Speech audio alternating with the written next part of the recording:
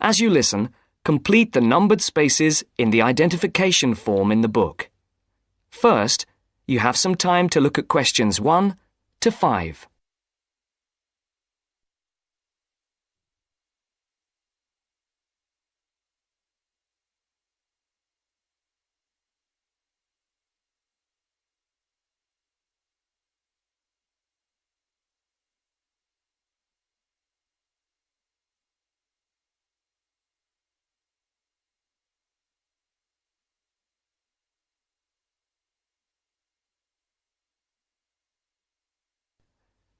You should answer the questions as you listen, because you will not hear the recording a second time. Listen carefully and answer questions 1 to 5. Platinum Card Service, Rebecca speaking. How may I help you? I've got a few problems with my credit card account. Okay. What is your credit card number? Let's see. It's here somewhere. Here it is. Can I just take the card number, please? Yes, it's 6992 6992 3443 3443 1147 1147 8921. 8921. Right. Can I just check that? 6992 3443 1147 8921. That's it. And your name? Carlos de Silva. I just need to check a few details for identification and security, if you'll bear with me. That's okay. And what's your postcode? SE1 8PB. SE1 8PB. That's it. Vauxhall Close, London? Yes, that's right. And the house number? 43.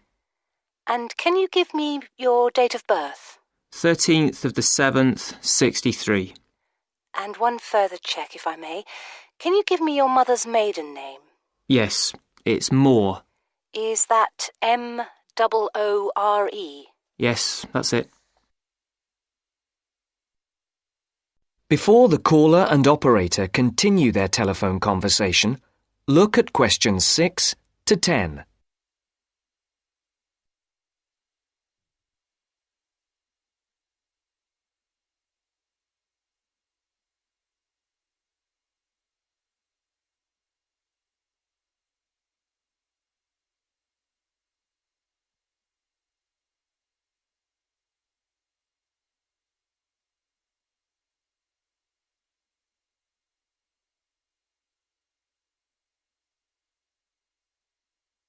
Now listen to the next part of the conversation and answer questions 6 to 10.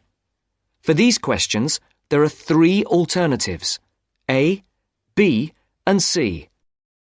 Decide which alternative is the most suitable answer and circle the correct letter. Yes. Now, can we get on with this? Yes, sir, certainly. I'm sure you'll appreciate that all these checks are necessary for security reasons. So, what exactly is the problem? Problems? Okay. Well, first, your computer seems to have gone mad. I sent you £500 and on the statement for the account it shows that I only paid £300. Yes. The account does only show £300 was paid. Well, I paid the £500 in at the bank and I have my receipt, and my bank statement shows that £500 has been taken from my account. Oh, I see. What I'll do is check with the bank and see what they say. OK. You said there was something else? Yes, as if that wasn't enough. My account shows that £107.27 was paid to a company called Pan Express. I don't know who this is. Let's have a look. Well, it is genuine. I can assure you it's not mine. It was made on the evening of the 12th of May. Maybe it's a restaurant bill you forgot about? There's no way that... Oh, wait, hold on. Yes. Oh, it's okay. I've just realised what it is. It is a restaurant bill. The name of the company is different from the name of the restaurant. My mistake. I'm sorry. That's okay. Was there anything else? I don't know if I dare. What is it anyway? Well, it's, the amount of interest seems to have gone up. If you look at your statement for April, you'll see that the rate went down from 16.27% to 14.99% that month. Oh, yes, you're right. Was that everything? Yes, basically, it is. Okay. And can you check my payment? Oh, yes, I'll do it. Can I phone you back? I'll be at home for the next 2 hours. I have to leave at 11. Right. What's your number? 020 7989 7182. Hold on. 020 7979. No, it's 7989 and then 7182. So it's 020 7989 7182. Yes, that's it. Okay, I'll phone you straight back. Thanks. Bye. That is the end of part 1. You now have half a minute to check your answers.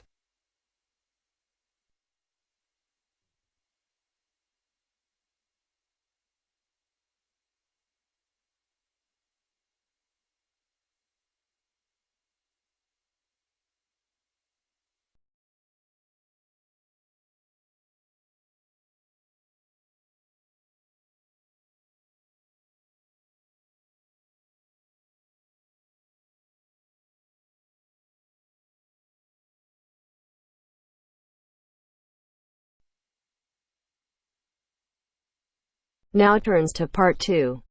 Part 2. You'll hear part of a free class about safety around campus. First, you have some time to look at questions 11 to 14.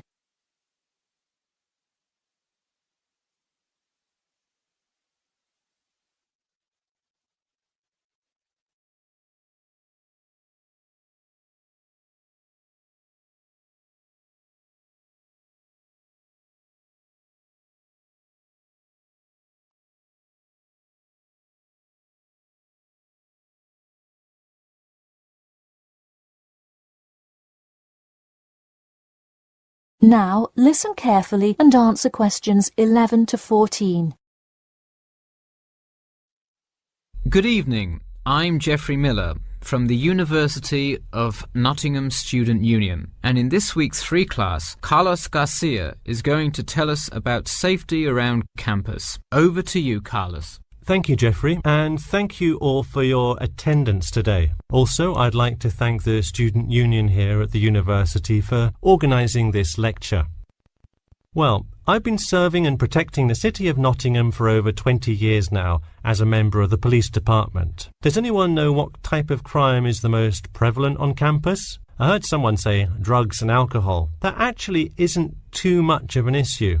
Violence? Nope. Actually, the biggest thing we worry about here is theft. The nature of crime on Nottingham's campus is quite different from that of the surrounding areas. Crime rates across the East Midlands are very difficult to control. We'd like to see the rate stay the same for this calendar year, but it has been increasing steadily over the past 3 years. On campus, however, I'm happy to say that the overall crime rate has fallen this year. You wouldn't think so if you've seen the extremely exaggerated stories in the media. The media has done nothing but cause more concern about crime in our area. Even the crime shows you see today are a little bit far-fetched, but at least viewers know they're not real events. We'd really like to see more factual news articles out there so the public can have a rational sense of the safety level of our society. Before you hear the rest of the talk, you have some time to look at questions 15 to 20.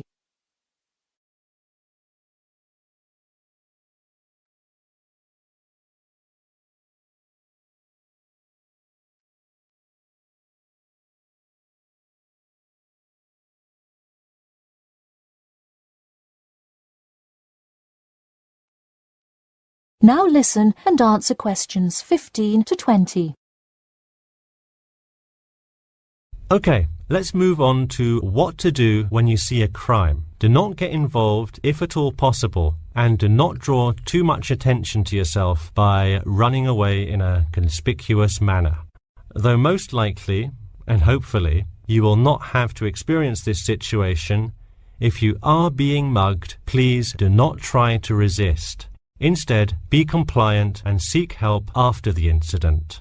Like I said, though, it is highly unlikely that you will find yourself amidst a crime, but it is important to be prepared should it ever happen. We find that educating students and staff on the correct precautions to take is the best way to increase your safety. Just remember to be smart when you're out late at night and avoid any area or person that looks suspicious. I know it sounds obvious, but I cannot stress this enough.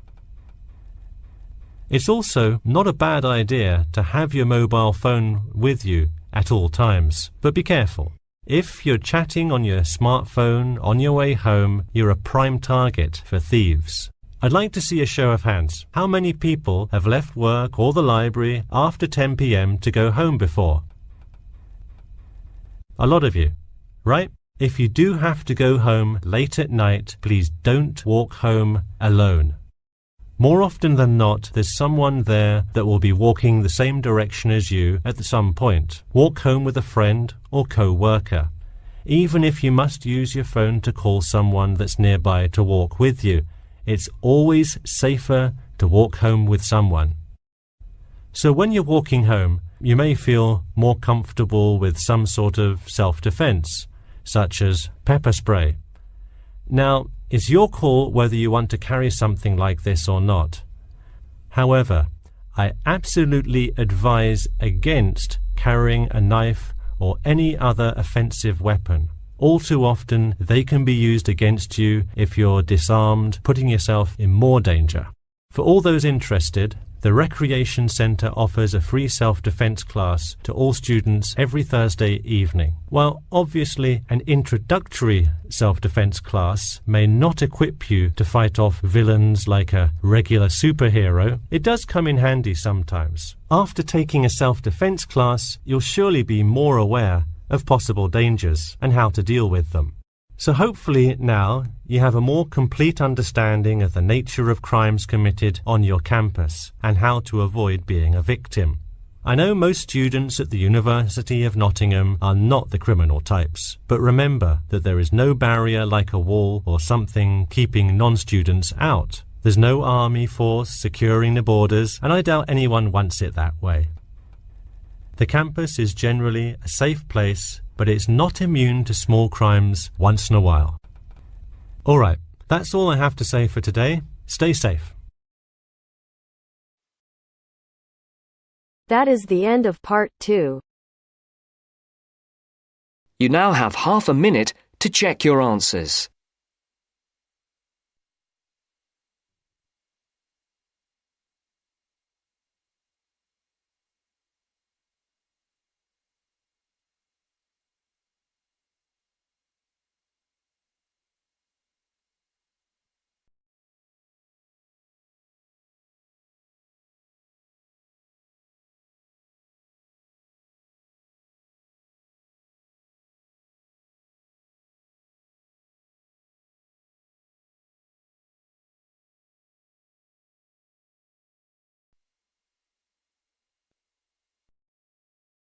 Now turns to part 3. Part 3. You will hear two students, Sharon and Zhao Li, talking to their tutor about a presentation they gave the previous week. First, you have some time to look at questions 21 to 23.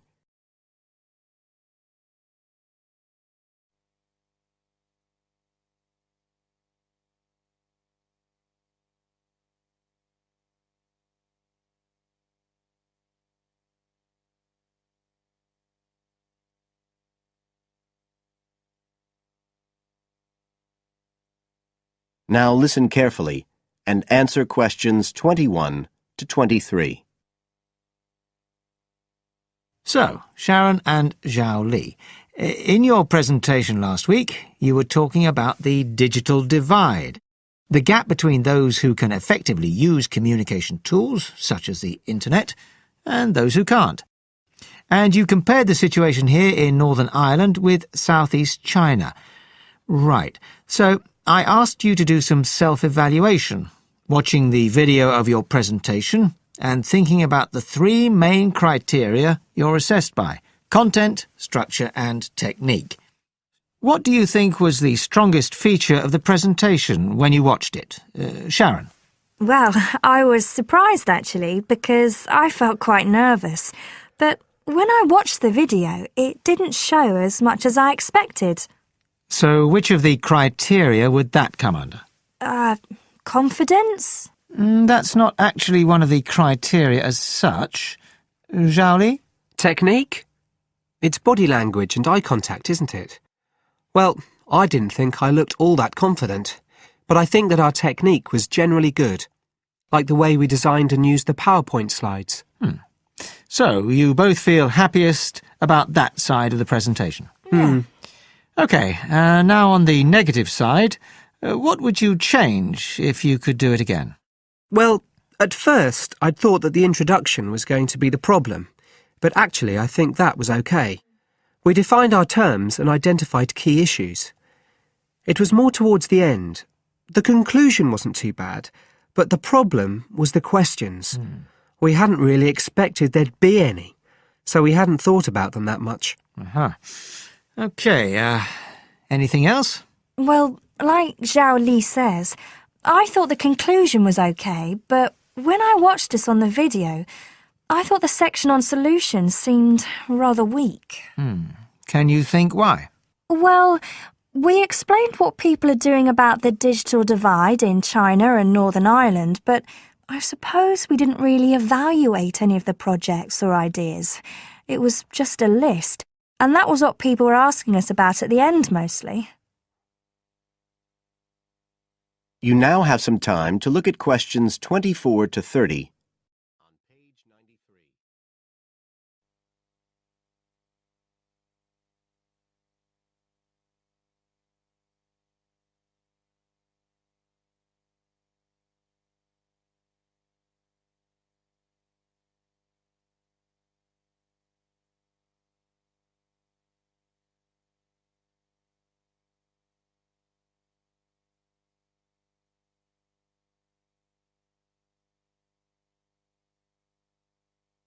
Now listen and answer questions 24 to 30.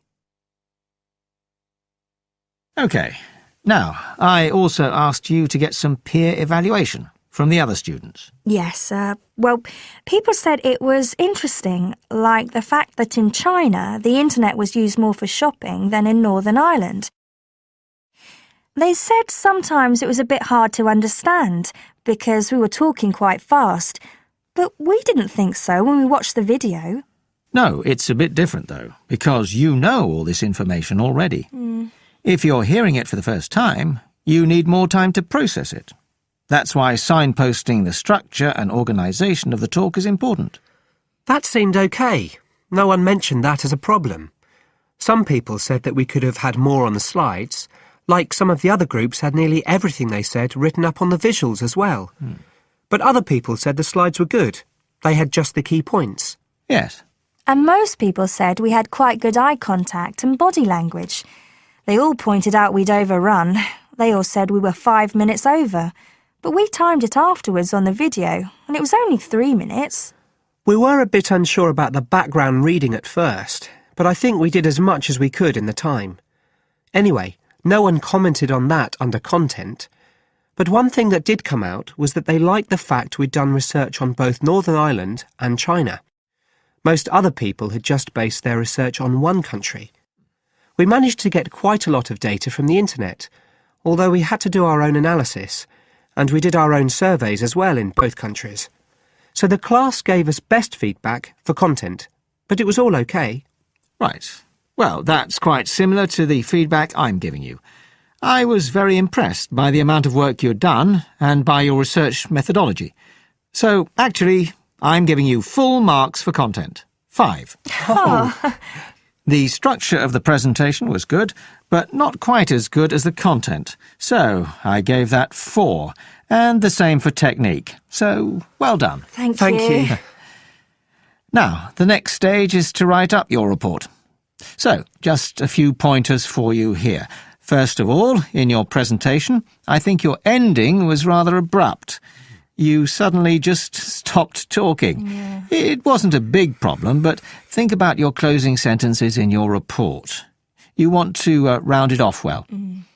One thing I forgot to mention earlier was that I felt a very strong point was that after you'd given your results, you explained their limitations. The fact that we didn't have a very reliable sample in terms of age in China. Yes, that section. So don't forget to include that.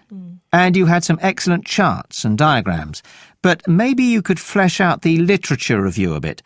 I can give you some ideas for that later on if you want. OK, is there anything else you want to ask? No, thank you. Thanks. That is the end of part 3. You now have half a minute to check your answers.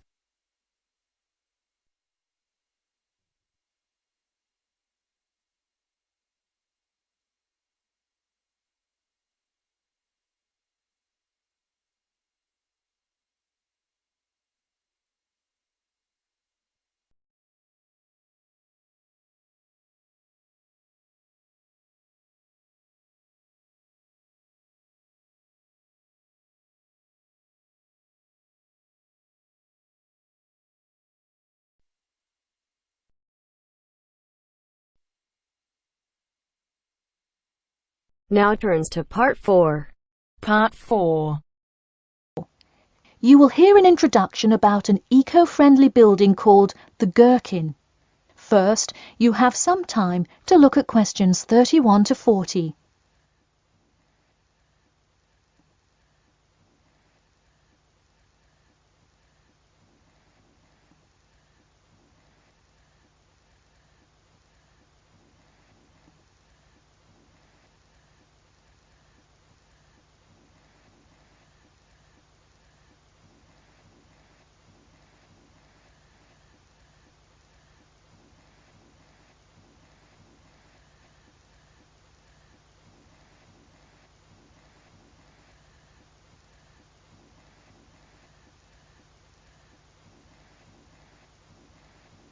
Now, listen carefully and answer questions 31 to 40.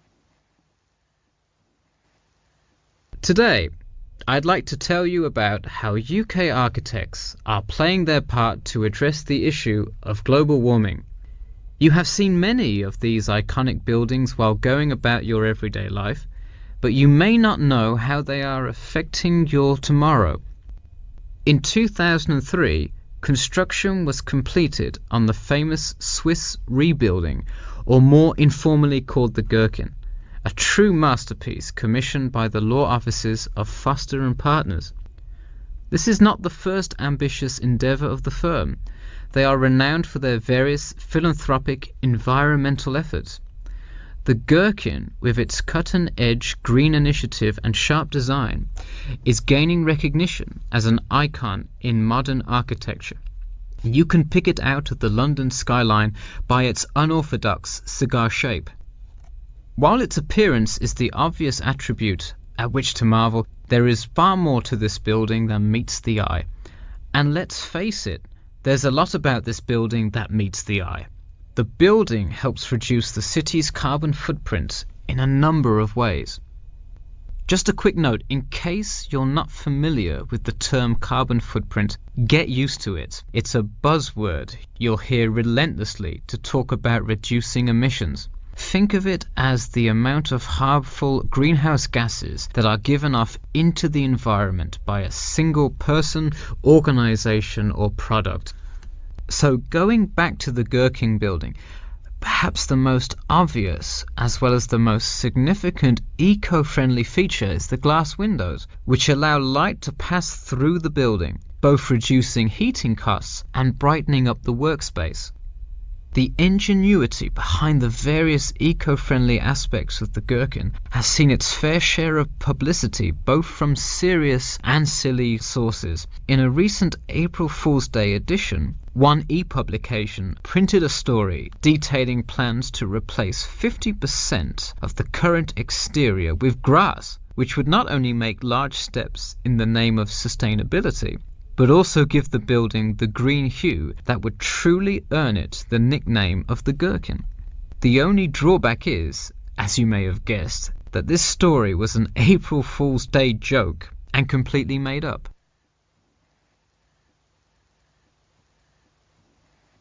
In all seriousness, though, the building is setting a new standard of design that other architects and city planners just cannot ignore. The building's bold and cost-efficient design has won a number of architecture awards, including the Stirling Prize, the London Region Award, and the Empress Skyscraper Award, among others. The design comfortably accommodates a large number of offices, while keeping maintenance and operation costs down, striking a superb balance between nature and the workplace. Nature is well and good, as long as the weather is nice outside. Given London's notoriously bad weather, the architects knew they must devise a quality temperature regulation system, and that they did.